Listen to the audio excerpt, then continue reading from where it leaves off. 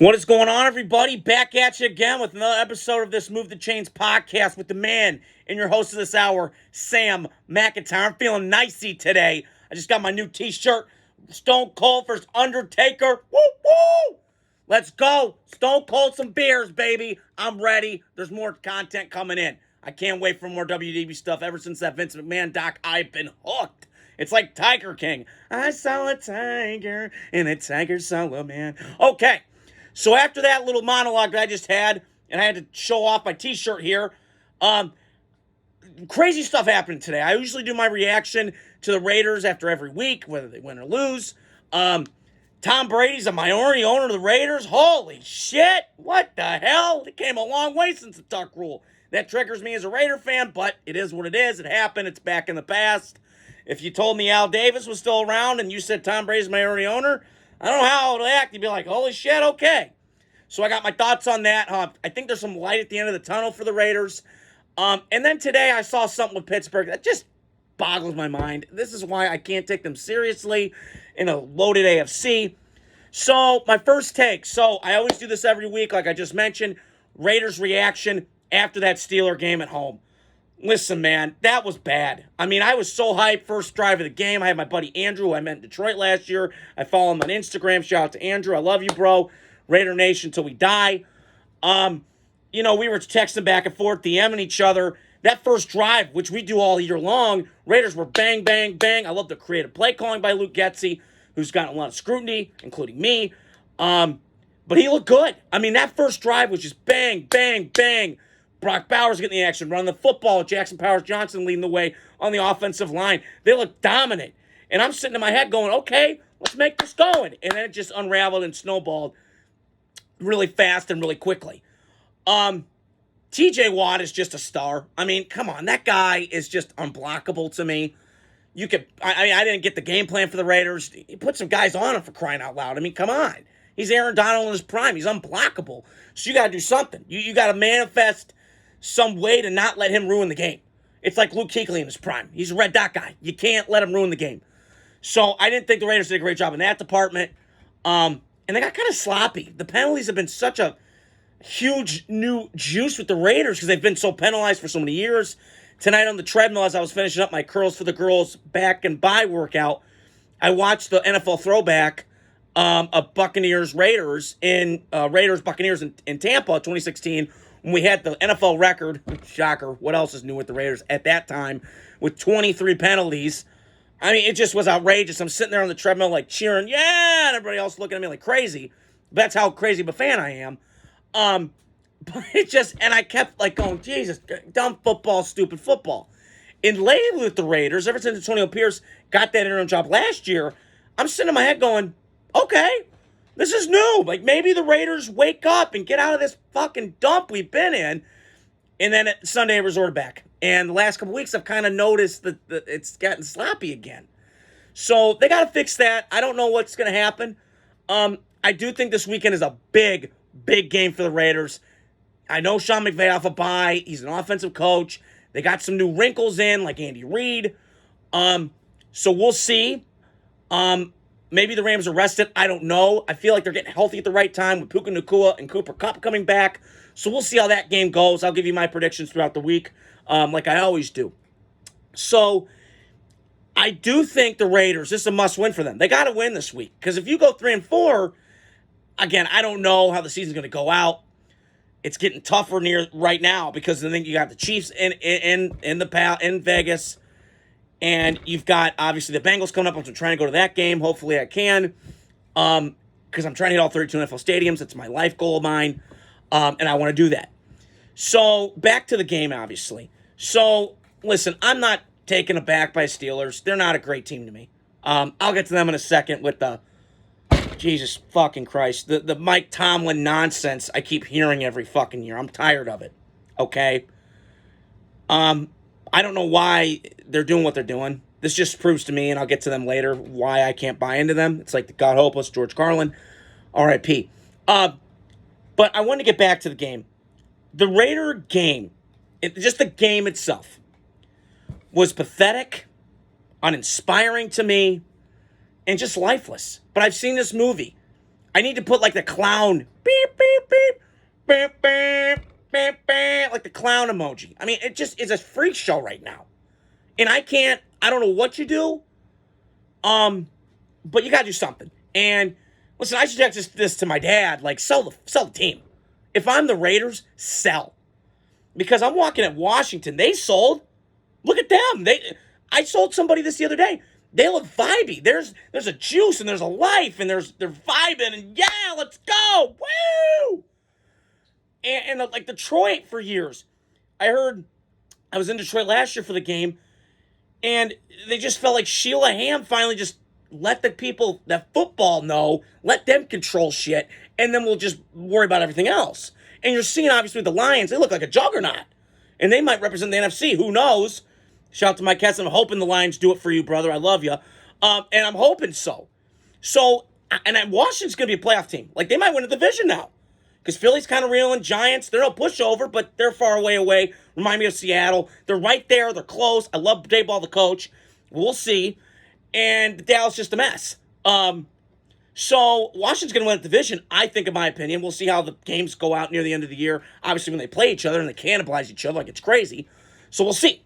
But I just feel like the Raiders, if they sold and got the right person that could just buy this team, like Washington, watch out. Because now I'm going, okay, now you got something. But I want to get to the game again.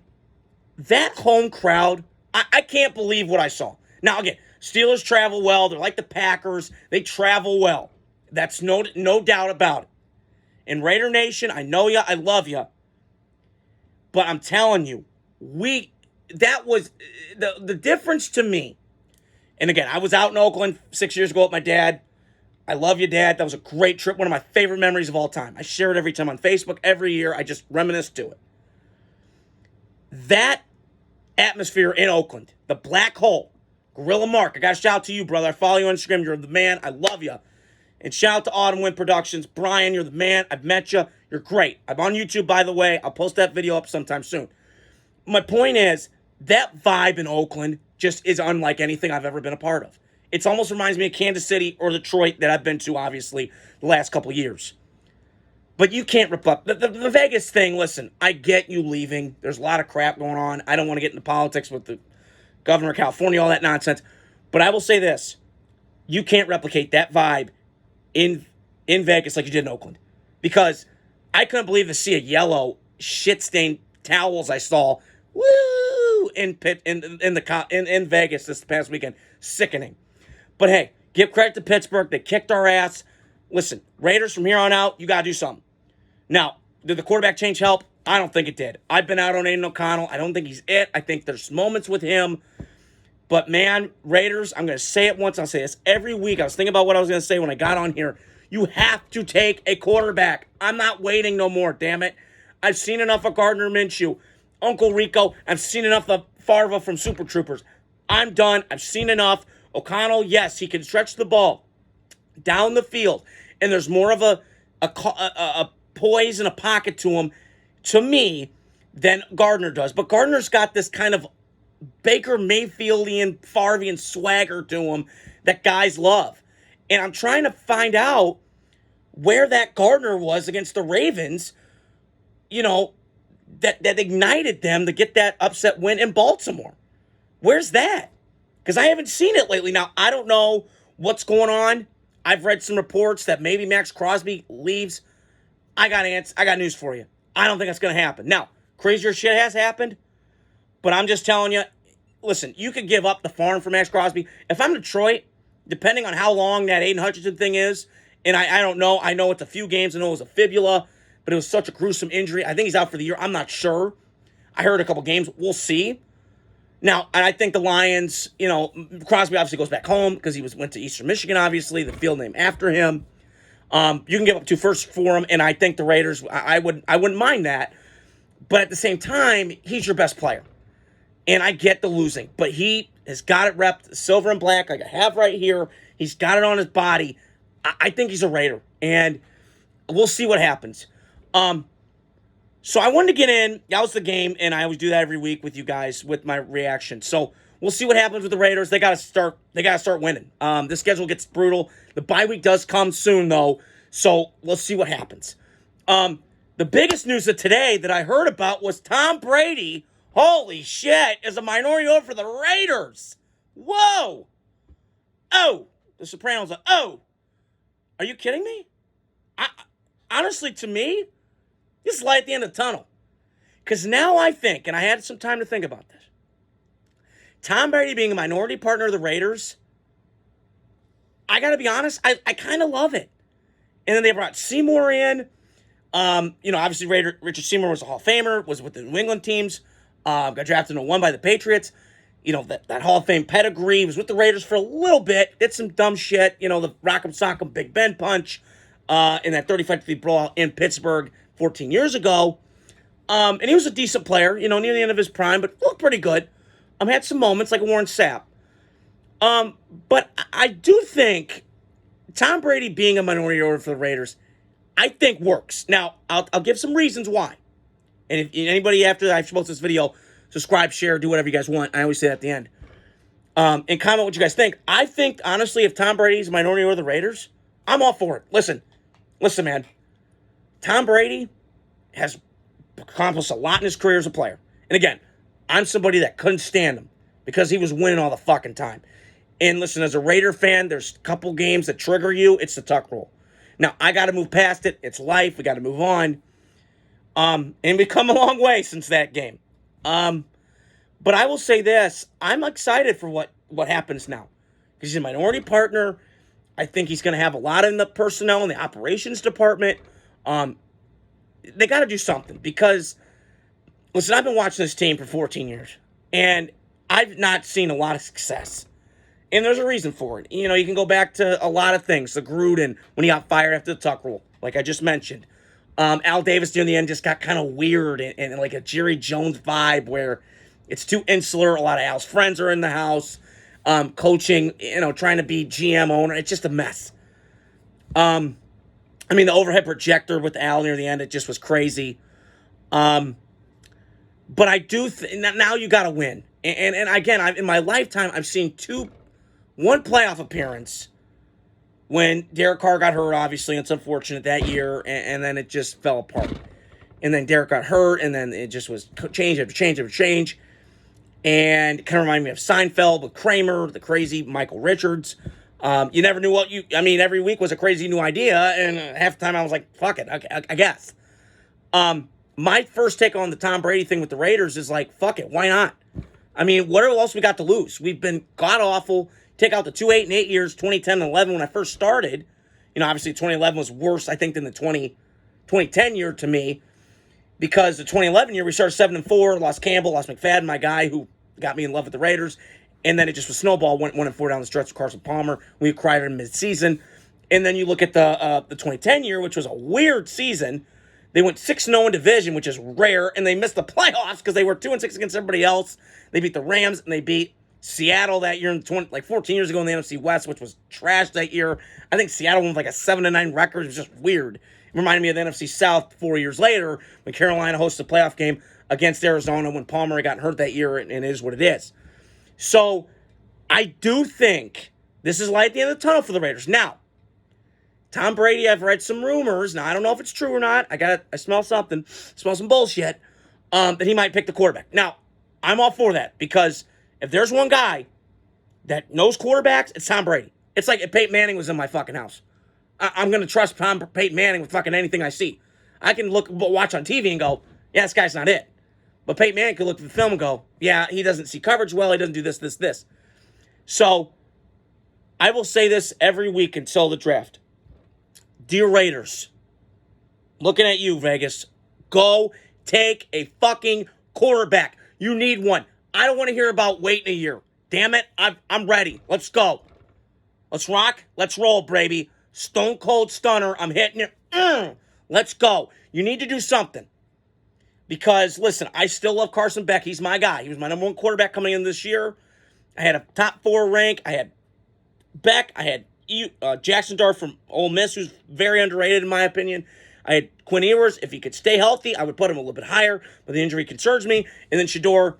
And then I didn't have a 5th guy, But the more and more I watch Cam Ward, I've said this, I like the 7-on-7 feel to him. He's got this vibe to him I love. Maybe there's something. So we'll see. But I'm kind of excited with Tom Brady being minority partner of the Raiders. At some point, I'm like, fuck it. Why don't we try it? Because nothing's worked at this point. We've been so inconsistent, so weird. We're a joke. And I love the Raiders. I'm just speaking candid from my standpoint. You need to do something. I can't, like, I'm going to watch every game. But at some point, you got to do something to change this. Because there was some momentum last year, the end of the year with the defense. And I've never been more proud of a defense in my life than the Raiders last year. Near the end of the year, you beat Mahomes on Christmas. Great win, by the way. I love that win. One of my favorites of all time. But you got to be more than that. You got to string it together. And I know this league is crazy. It's parity. I get it. But I said before, like Green Bay has won out of the 21 years. They've been 14 out of 21 years playoffs. They've been in the mix. Baltimore, Kansas City, Buffalo. Raider fans hate me saying this, but you want to become the Chiefs a little bit. I'm not saying with everything else, but I'm saying in terms of consistency, the Hunt family, Brett Veach, all the way down, it stems. Years ago, this was when the Raiders had Jamarcus and they were just a mess. Colin Cowherd had the quote, "It starts up the top. It's not the players, guys." Raiders had good players last year. But it's ownership. And Mark Davis, listen, he can do whatever he wants. I don't know him personally. I've heard from people, Middlecoff is one of them, that he's kind of not a meddler, not like his dad, but he'll kind of step back. He'll make the checks, but I kind of start judging, what have you done? It's been a lot of head scratching, like, I don't know. So I like where this is going with Tom Brady being a minority owner of the Raiders. He got a standing ovation today. Good for him. Tommy, I'm rooting for you. Get this Raider team back to relevance, damn it. I want to see that early 2000s kicking ass, dominating times. I need it again. I need that 2016 magic again. I need it. I'm craving it. So I'm hoping that happens. So my last thing I want to talk about today, I've been so worked up today. I got my new t-shirt. I'm feeling good. Payday's coming up. Payday. Woo, woo. Get some more apparel of this. Stone Cold, baby. So the last thing I want to talk about was I saw the Pittsburgh Steelers today, but it said something so fucking dumb. And I can't wrap my brain around this. You play Russell Wilson, who I've loved. But at this point in his career, like, I'm done. Like, I'm out. I've seen enough. It's done. You play him this weekend against the Jets? Now, the Jets, we can say what we want in their circus. I get all that. But this D-line against that O-line, we'll see. But I'm telling you, that's not good for Russell. He can't move like he used to. Sorry, he's not doing the spin around 360 tornado, spinning, and then find Doug Baldwin. Those days are gone.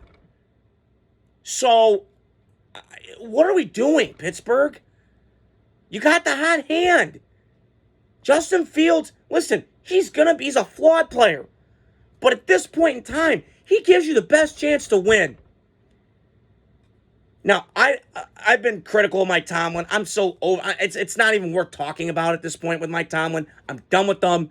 He's overrated. He's like the Mike McDaniel a little bit, where everybody's hyping him, but he hasn't done shit. He's 5-9 in the playoffs. Come on, what threat did you have during you had an 8-year window? You smacked on the shitty teams in your division, which I grant you did. But what are we doing? You're not a Super Bowl team. Like every Steelers fan that thinks they are, you're drunk or delusional. You're not. Until you get rid of this fucking culture in Pittsburgh where it's just defense. Okay, that's fine. Chicago went through that for a long time. Baltimore did.